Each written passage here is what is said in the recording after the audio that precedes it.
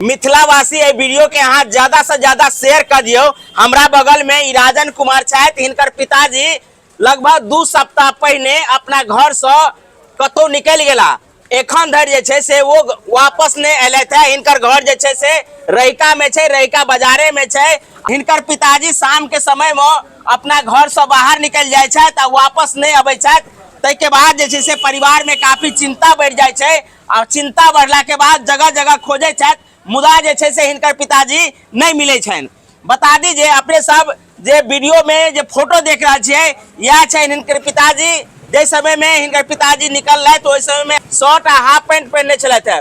तो जो अहाँ सबके वीडियो में जे फोटो अपने सब देख रहा छे कतौ मिले तो निश्चित रूप से जे हमर संपर्क नंबर नीचा में देख रहा छे एहि पर संपर्क क उनका जे छे से उनका अपना घर पर पहुंचावे में मदद करी।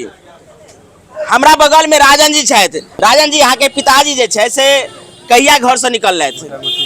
2 हफ्ता भ गेले। 2 हफ्ता भ गेले। तो 2 हफ्ता में जे से कत कत खोजलिए ने? जनकपुर खोलिए, जनकपुर में खोली, नेपाल खोली, मतलब दरभंगा, यानी यहाँ अपना स्तर से सब तर खोज लिए तक लगातार खोज। अच्छा, एहि के संदर्भ में जे से स्थानीय थाना में जानकारी दिलिए ने? डिप्टी कमिश्नर लिख के दिलिए है अभी। प्रशासन के माध्यम से कोनो खोज खबर नहीं अभी एखन धरि नहीं अयले।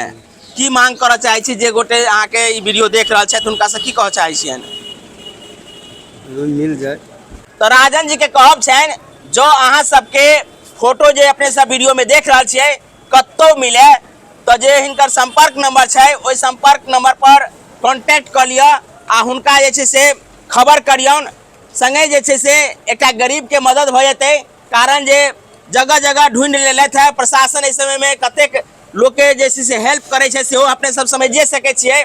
आवेदन देने छथि, मुदा एखन धरि जे छै से हिनकर पिताजी नहीं मिलले थे। की नाम छले ने पिताजी के? मुन्ना सा। अहाँ के घर ओरिजिनल कतऽ है? ठाकुर चूड़ा मिल के सामने। अच्छा, ये बताओ जे परिवार में कतेक लोग सब छथि? 4 आदमी छै। 4 आदमी छियै। तो पिताजी जे छै से अहाँ के परवरिश करऽ लेल काम धाम करे छलथि या घर पर से? 1.5 साल से दिमागी। अच्छा, ये बताओ जे हुनकर मानसिक स्थिति कोन तरह छै?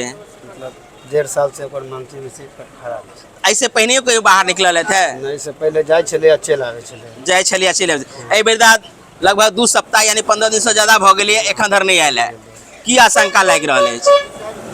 कोते आदमी कहै छै डेट क गेलै, केते कहै छै, माने कुछ से कुछ आशंका लोग व्यक्त कर रहल छै। तो लोग सबसे की कहऽ चाहबनि जे अहाँ के पिताजी कतौ मिलते तो उनका अहाँ घर तक पहुँचा देते, सह न?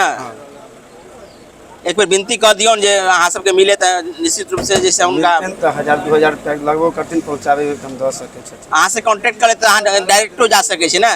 मोबाइल नंबर कते है? 91 42 62 24 35।